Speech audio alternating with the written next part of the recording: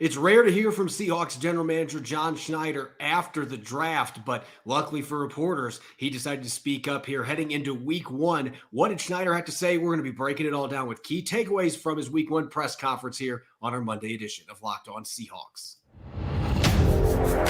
You are Locked On Seahawks, your daily Seattle Seahawks podcast.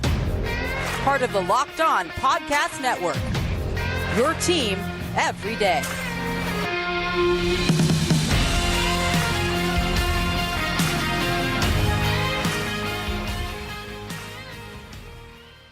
Greetings, 12. This is Corbin Smith, host of the Locked On Seahawks podcast, your daily Seahawks podcast, part of the Locked On Podcast Network, your team every day. Glad to be joined here on Labor Day by my co-host in crime, Rob Rang, and a special thanks to all the 12s out there, whether you're listening nearby in Maple Valley, Washington, or overseas in Cairo, Egypt. We greatly appreciate you making Locked On Seahawks your first listen 5 days a week. It is officially week one in the 2023 NFL season. The Seahawks and the Rams will be duking it out at Lumen Field coming up in less than a week on Sunday afternoon. So preparation is full steam ahead. And we even got to hear from John Schneider today, a rare post-draft appearance at the podium. So we'll be breaking down some takeaways on that front, answering your questions, a Labor Day Monday mailbag, and we'll be dishing out some predictions for the Seahawks on the offensive side of the football as we head into the 2023 season. Without further ado, let's get to your lead story here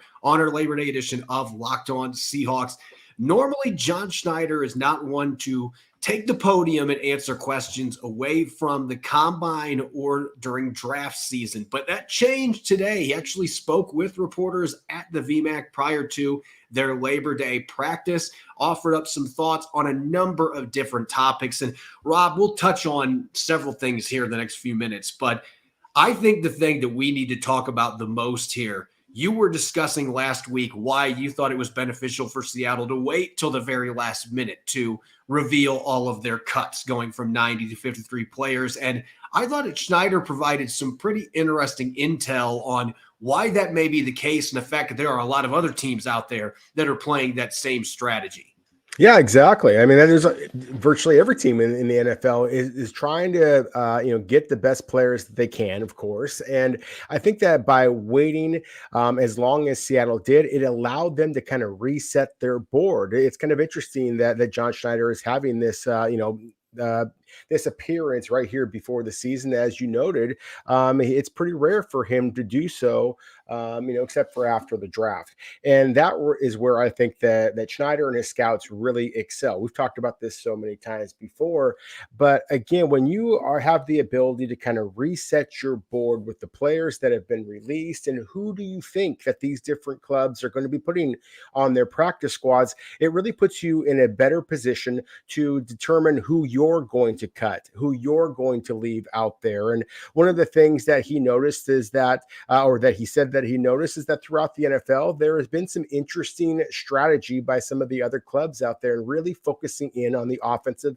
and defensive lines. And I can tell you that, in my work with the BC Lions, and we're trying to watch all the players that get released from the NFL, I certainly have noticed that as well. If you are a legitimate offensive lineman in the NFL, it's very unlikely that you're going to be able to filter down into the XFL, the USFL, or the CFL, because other NFL teams are going to be trying to take those players as well.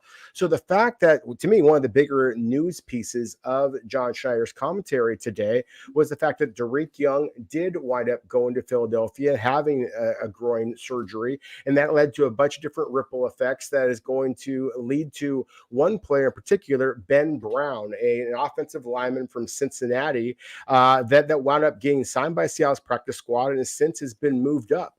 And to me, that is the type of player that the Seahawks were looking for, because he does have positional versatility. This is a 40-game starter in the SEC in the past. So again, I think that Seattle, by waiting as long as they did, put themselves in a better position to basically poach some of these players. They're going to be able to help this team immediately.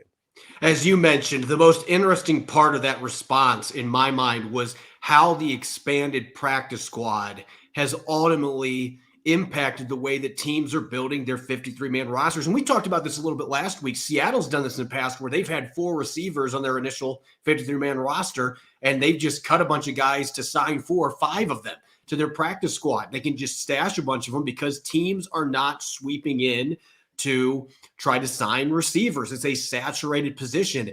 The opposite can be said about offensive and defensive line play. As you astutely mentioned, if you can play on either side of the football in the trenches, there's going to be a spot for you in the NFL because there are not near as many of those 330-pound DTs roaming the world as there are with the proliferation of 7-on-7.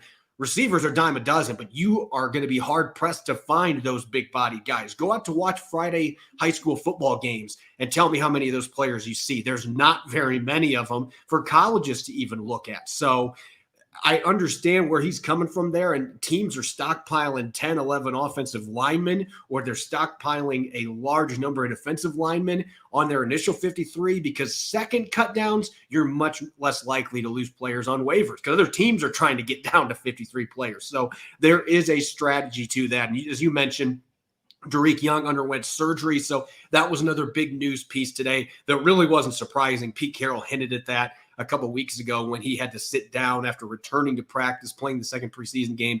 The hip groin injury was still bothering him. So he goes to Philadelphia, undergoes surgery last week. And so that will create some interesting dynamics on who gets promoted from the practice squad for this game coming up against the Rams. I would bet there's going to be at least one receiver that's called up from the practice squad, especially if JSN is not quite ready, though he practiced again today. He was out there in a helmet.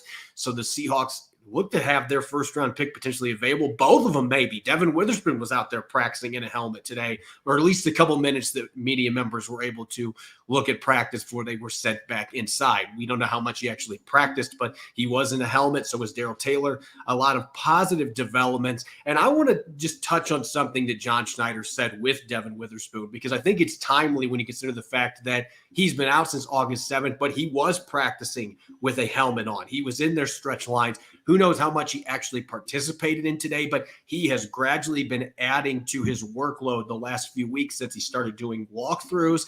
And as John Schneider was saying, they're probably going to have to govern over him a little bit because this is a guy that is going to be chomping at the bit, telling Pete Carroll, I'm ready to play on Sunday. And he did not completely rule him out last week on the radio. He made it sound like he was going to be a long shot. But if there's a guy that is going to be ready to play as a rookie without playing any preseason games, a unanimous All-American that has played everywhere in the secondary might be the one that can pull it off, especially somebody as uber competitive as Witherspoon. So they got to protect him from himself to an extent.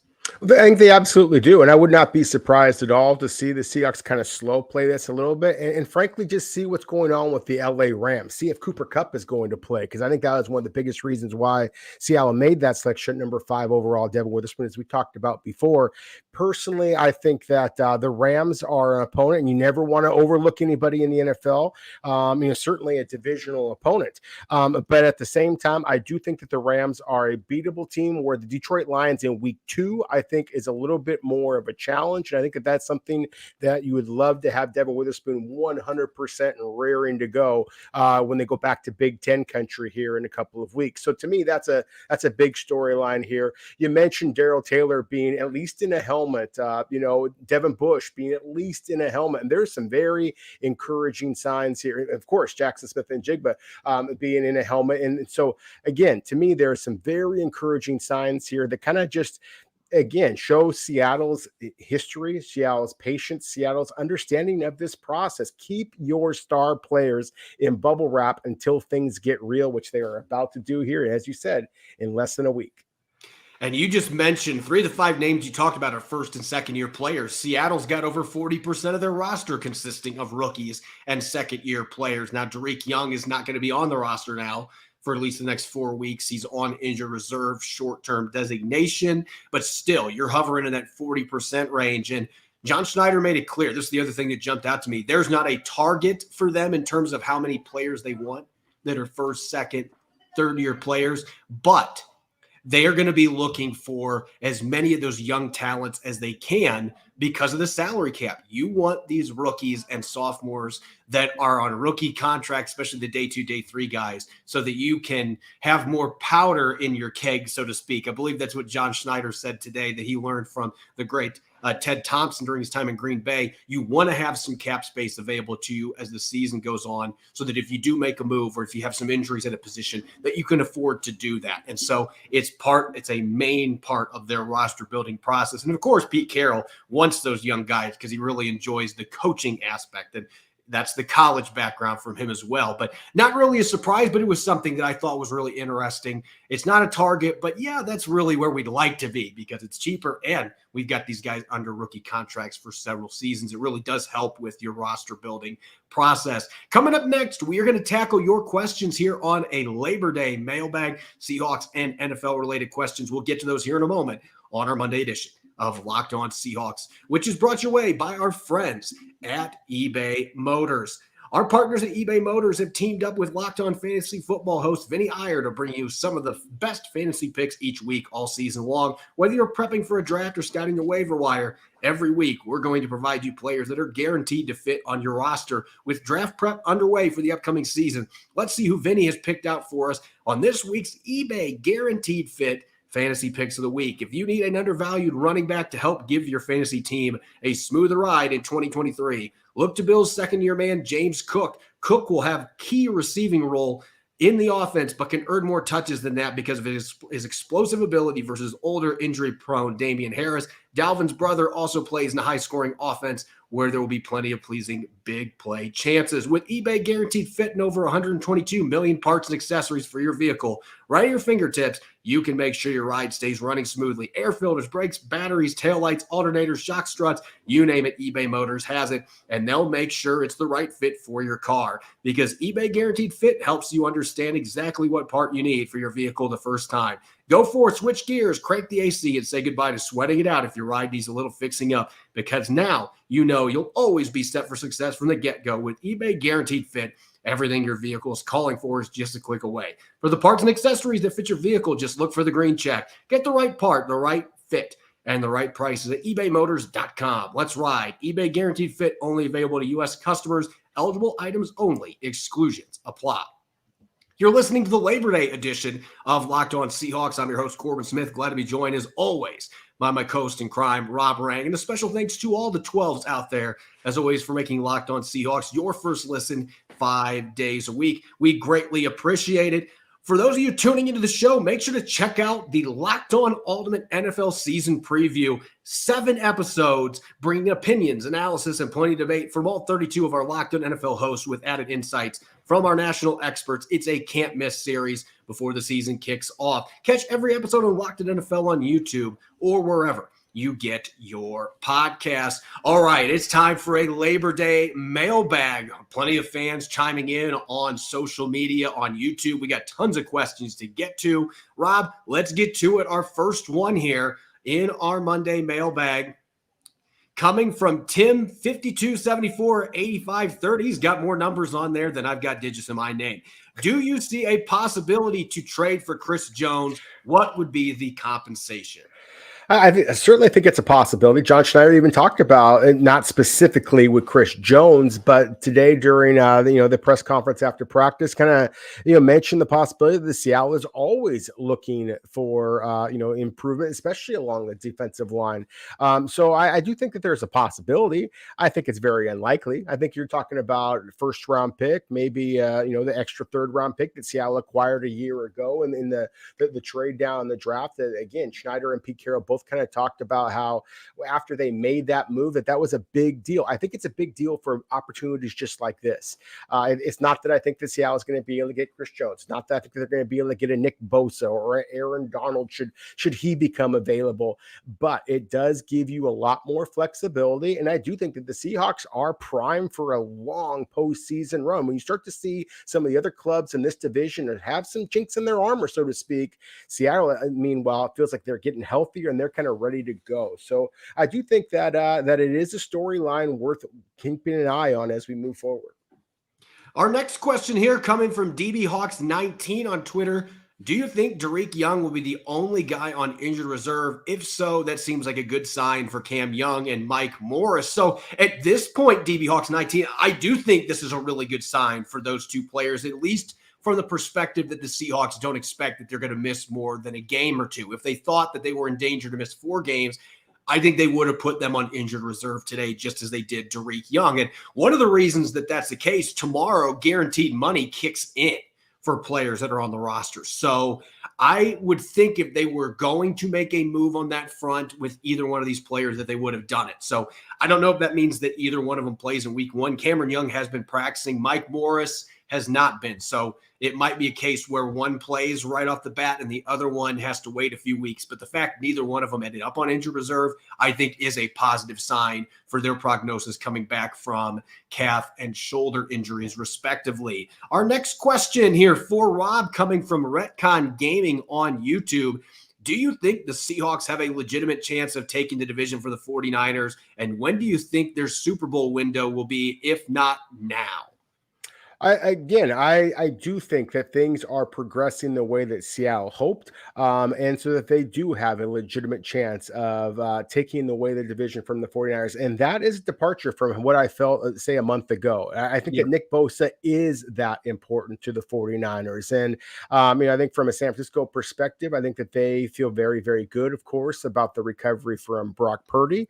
The 49ers are a loaded team. I still think that they should be the favorite in the NFC West division, but I think that Seattle, is right there with them, and I'm excited about the opportunity to play them because I really think that Seattle again is better, more physical along the line of scrimmage than I gave them credit for being, and I certainly am encouraged by their relative health at this point. Next question from Ryan Ball 2754 on YouTube. Which rookie or second-year player do you think would hurt the team the most if we lose him? This is a really interesting question because I think you could make arguments for a number of players from last year's class. You could make some arguments with some players from this year's class that they're expecting to be immediate contributors. But to me, this is actually a pretty easy answer. Charles Cross. I'm scared to death of the idea if he went down with a significant injury, with Stone Forsythe and Jay Curhan being the two backups available on your roster. If either one of those guys has to start a game or two, I have enough confidence they can do that. But if you have to plug one of those guys in long-term to replace your blindside protector, I think there would be a massive drop-off compared to any of the other key players in either one of these draft classes. So to me, Charles Cross would be a player that would easily be number one. And then there'd be some other solid guys like Reek Woolen would be a big loss, but this is a loaded secondary. They would have guys to offset it. I would worry about the depth at tackle if either one of those guys went down, particularly Charles Cross at left tackle.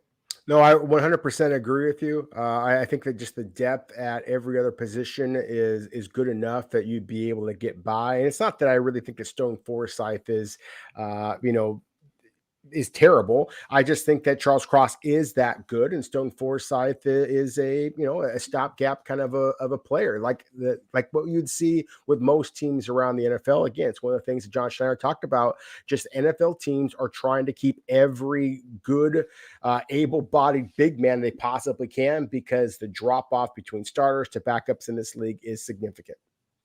Next question here for Rob, coming from CB2393. PFF has the Seahawks O-line ranked 30th going into the season. Would you say that's too low? I certainly would. I find that kind of comical, to be honest with you. As we just discussed, I really think that Seattle has the two very good young offensive tackles. I've been encouraged by what I saw from the interior of their offensive line as well and how they have gelled throughout the preseason and training camp. 30th. Yeah, I think that that's a joke, frankly.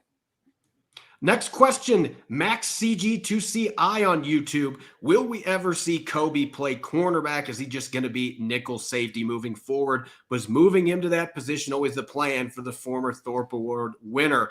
I don't think it was always the plan. I think that when training camp opened last year, when he was a rookie, he was playing at the boundary corner position, but they suddenly had a need in the slot, and they wanted to get him an opportunity to try to win playing time, and he was able to do that. He was able to beat out Justin Coleman for those reps and played pretty well for most of his rookie season, and now they're trying to find him another spot that he can play at safety, and it's such a loaded secondary. A guy like Kobe Bryant, as competitive as he is, he's going to want to play any of those positions if it's going to help him get on the field, even in nickel and dime packages. So, no, I don't think that this was just a preordained thing where they're like, no, he's going to be a slot corner. When they drafted him, he played like 30 snaps in the slot his entire college career. You didn't have much film to work off of. But you had Reek Woolen, you had Mike Jackson, you got Trey Brown back. Now you drafted Devin Witherspoon. There's a lot of talent in that secondary. So they're just trying to find the best place that he can fit in. And it's obvious that they don't feel like the boundary corner position is where he's best suited with the other players they have, with the personnel that they currently have. One more question here for Rob from Gavin Ellersick. Do you have concerns with Devin Witherspoon whenever he comes back, being able to perform well with limited game or even NFL action at that? We do know that he missed all the preseason, Rob, which is always a big deal with rookies, but is it not as big of a deal with a guy that is this talented? Correct. I don't think it's nearly as big of a deal because Devin Witherspoon's talent is that obscene. I mean, you just watch him on tape. Corbin, I was watching tape of Illinois players for this upcoming season, and I still kind of you just kind of start to watch number 31 out there because he just kind of steals your attention. He's so physical. He's so instinctive. Sure, you do have some concerns because this is a relatively undersized player who plays so physically that there's always a possibility of getting hurt. But in terms of talent, in terms of playmaking ability, I assure you, Seahawk fans, that when Devin Witherspoon gets onto the field, you will notice him. The opponents are going to notice him. He is going to be a baller for Seattle. Yeah, me personally, I don't have many reservations because the practices I did get to see him out there, I got to see him pop a couple dudes to the point where I was wondering if the coaches were going to pull him off to the side, like, bring that in the regular season. But right now, these are your teammates. Like, this guy is a headhunter, like not literally looking to blow up heads, but he's a hard hitter. This guy is looking to get after it, blasting people. He wants to play. And I think his greatest asset is his instincts. And guys like that, you can just throw them in and they can play football. And that's what this kid does. So I am confident if he's healthy and he has a good week of practice, that Pete Carroll, maybe that long shot he was talking about, ends up coming true and he plays against the Rams. We will see what ends up happening on that front. Coming up next, speaking of the 2023 season, it's week one, so we got to dish out our annual projections, our predictions on the offensive side of the football. Rob and I will be dishing out several for Seattle's high-powered offense heading into the season. Coming up next year on our Labor Day edition of Locked On Seahawks, which is brought your way by our friends over at Underdog Fantasy. Football season kicks off on Thursday. There's no better way to get into the action than with Underdog Fantasy and their pick'em game. Just pick between 2 to 5 players, select whether they'll go higher or lower on one of their stats, then do what you usually spend kickoff night doing, watching the game. You can win up to 20 times your money in a single game by going 5 for 5. It's a fantasy game, but you can win real money. It's legal in over 30 states, and it's a ton of fun. If you want to build your dream team today, head over to their easy-to-use mobile app or website, underdogfantasy.com, when you sign up with the promo code LOCKEDON. And not only will Underdog double your first deposit up to $100, but they will also have Pick'em Special Live now in their Pick'em lobby. Patrick Mahomes just has to get 1 yard for your pick to be correct. Remember, that's Underdog Fantasy. Sign up with the promo code Locked On. Use the link in the description or scan the QR code if you're watching us on YouTube. You're listening to the Labor Day edition of Locked On Seahawks. It's your host, Corbin Smith. Glad to be joined here on the holiday by my co-host in crime, Rob Rang, and a special thanks to all the 12s out there for listening to Locked On Seahawks 5 days a week. We greatly appreciate it. It is regular season time. We got a big game coming up, the season opener against the Rams on Sunday, which means, Rob, it is time for us to dish out our annual 2023 predictions. We are going to start today on the offensive side of the football. And some of these, maybe they'll be on the bold side of the spectrum, and some of them maybe won't be. But we are going to be dishing out 3 predictions apiece looking at this high-octane offense and what we expect, what we're predicting is going to happen this upcoming season.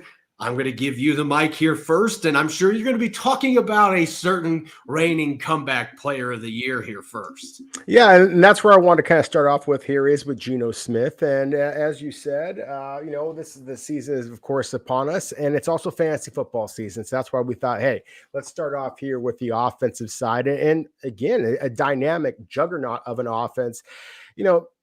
Corbin, Geno Smith won the comeback player of the year a season ago. He throws 30 touchdowns. He throws, almost 70% completion rate, which is, of course, historic as well. Gets just 11 interceptions. And I think that he is going to duplicate those numbers, if not exceed them. As I mentioned just a moment ago, I really think that Seattle has the offensive line established to be able to help him be that successful. And everything I saw in training camp, everything I saw in preseason is that the accuracy, the kind of chip on your shoulder mentality, it remains there with Geno Smith. And of course, we know that he has the very talented pass catchers out there as well. So that's my first bold prediction here, is that Geno Smith, he's going to right back at you. And he's going to do the exact same thing he did last year. You talked about the people protecting Geno Smith, and this is my first prediction heading into this season.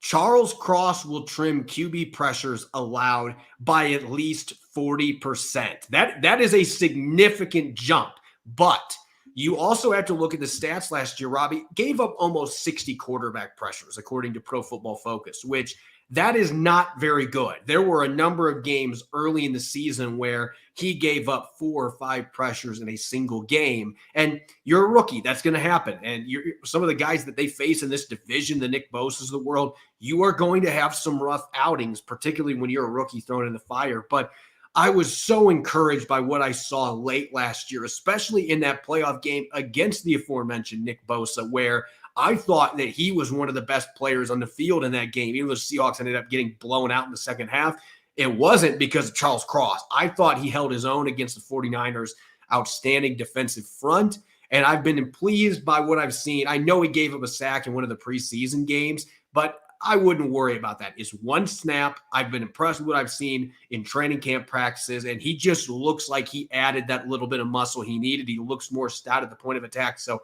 I'm excited to see what Charles Cross can do this year.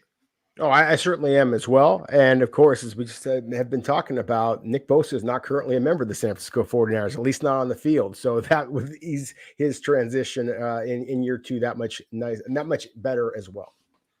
I was going to say, as far as my second bold prediction here, I'm going to switch to the wide receiver position. That's Jackson Smith-Njigba. And as I mentioned, I think that Geno Smith is going to duplicate his numbers a year ago. One of the biggest reasons why is because I think that he is going to have a dynamic slot presence here in JSN. Now, I don't want to be talking to, both ways out of my mouth here. I was not quite as high on JSN a month before the draft as a lot of folks were. I was very concerned about the fact that he did not play much this past season, struggled with injury. And so I was very encouraged by the fact that he has been able to apparently bounce back from the wrist surgery that he just overcame for the Seahawks. And one of the reasons why I really think that he is going to be able to come in and make a splashy performance is we know about his route running acumen. We know about the lateral quickness. We know about the soft hands, all of that. To me, one of the biggest things here, one of the weaknesses I saw in the Seahawks a year ago was how much they focused in on DK Metcalf when they got into the red zone. There was only 2 players in all of the NFL, Travis Kelce and Justin Jefferson, who saw more red zone targets than DK Metcalf. DK Metcalf had 27 targets. He only caught 8 of them a year ago in the red zone.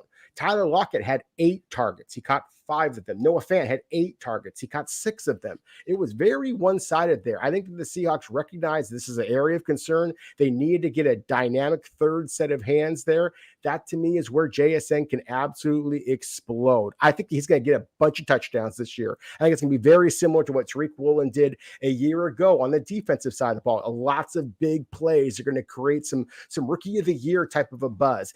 In fact, I'm so confident. I think that JSN is going to get a touchdown in week 1 against the LA Rams. There's a lot of talk that he's not even going to play. He is going to play. He is going to score a touchdown. I just don't know that he's going to be consistent enough down the stretch to actually win the award, but I do feel confident that he is going to be right there with Metcalf and Lockett as far as number of touchdowns that he scores this season. All we've talked about to this point is the passing game, and I know it's a passing league now, but we got to get some running back talk in here. 2 second-round picks back-to-back years. A runner-up for the Offensive Rookie of the Year last year, Ken Walker III. Now you got Zach Charbonnet behind him, a nice complementary piece, more of a battering ram between the tackles. So some might think this is bold. I don't think it's bold at all. I think with the improved offensive line, Ken Walker III and Zach Charbonnet combined for 1,600 rushing yards and 15 touchdowns. I'm going to lean towards Ken Walker III being the guy that's going to get the majority of the rushing yards. I still think 1,100 yards or so on the ground. But I think Charbonnet is going to be the one that has the advantage because of his goal line power and short yardage power to get the touchdown advantage here. But combined, I think this is going to be one of the most fun backfield duos in the NFL. And again, I keep pointing it out, that improved offensive line. I liked what I saw from Evan Brown, punishing guys in the limited snaps he had. That one block he had on Mozzie Smith, the reach block to seal him, and spring Charbonnet for a 29-yard run in the preseason. If we're seeing plays like that, and that's a really good player in Mozzie Smith, if we're seeing plays like that, Phil Haynes had a couple nice blocks. If those two positions are better as we expect, especially in the ground game, these running backs are going to feast. So I think a big year coming for K9 and Charbonnet. No, I 100% agree with you. I think that if I've been running, or if I've been using the running back projection here, I think I'm actually gone even higher. I really think that this duo is going to be spectacular for the Seahawks, and that is actually the biggest concern I have for why my projection that Geno Smith is going to duplicate his numbers. I think the Seattle's running game might be able to steal some of those numbers, and maybe that's why he is unable to throw up, say, 30 touchdowns this upcoming season. But I love the fact that you mentioned the offensive line there, and Evan Brown. And, we talked about this a little bit throughout the preseason, that perhaps the rookie Olu Oluwatimi might be able to push Evan Brown for the starting role. And I would love to see that come to fruition, because obviously he's on a 4-year contract, whereas Evan Brown's only on a 1-year deal. I have been kind of pounding the table for years now. The Seahawks have to get younger. They got to get bigger. They get more physical at the point of attack, specifically at the center position. But my bold prediction here is that Evan Brown is going to be Seattle starter the entire regular season, and quite possibly, if things go the way I expect, into the postseason as well. I think that he is just the more savvy, more reliable player at this point. And unless there is an injury, unless he really struggles at this point, I just see very unlikely that Seattle would change the rotation that they currently have. Why mess with a good thing to play a younger player unless Evan Brown, again, struggles or has some type of injury? I don't think that's going to be the case. I think that Seattle knows his faults at this point. He's going to get beat sometimes, don't get me wrong. But to make that type of a switch midpoint of the season, I just don't see that being very likely. So my bold prediction here is that Evan Brown is Seattle starter for all 17 games this year. And if he does so, I would not be surprised at all if he becomes one of their priorities to re-sign the offseason as well. We've been throwing out a lot of gaudy numbers here for these predictions, but I'm going to finish with one where I am really tempering my expectations. And this isn't going to be something new for those of you that regularly listen to the podcast. And it's not because I don't think the Seahawks have talent at tight end. I think they have one of the best trios of tight ends in the NFL in terms of the complete package. All three of these guys made strides as blockers last year, and we know the ability of Noah Fant downfield as a vertical threat, what Kobe Parkinson can do at his size. But we talked about the 3 receivers the Seahawks have. We've talked about the running game expected to be a lot more potent this year behind a better offensive line. At some point, you got to say, okay, if all this is going on, then somebody that had good numbers last year is going to be hurting this season. And for me, I think it's the tight ends. I don't expect a single tight end of Seattle's roster to finish with more than 40 receptions. I do think, however, that all 3 of their tight ends get at least 3 touchdowns. So my argument here is that the volume is not going to be there. These guys are just not going to get near as many opportunities because there's only one football on the field. They're going to have a better run game. You've got 3 outstanding receivers. Your running backs can catch the ball. I just think it's going to be hard to get these guys many touches in the passing game until they are in the red zone. Jackson Smith-Njigba being added to this mix might actually help the tight ends become even more involved, because now defenses have to worry about 3 stud receivers. Now Kobe Parkinson sneaks back in the end zone, 6-7 target, boom, touchdown. I think all 3 of the guys are going to have some success finding the end zone. I just don't expect to see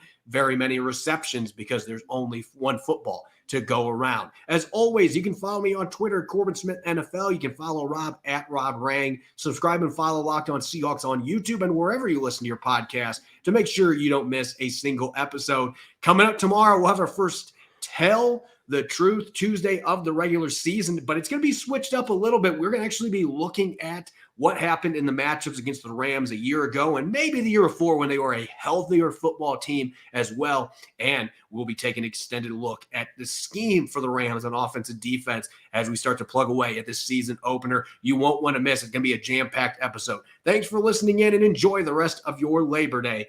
Go Hawks.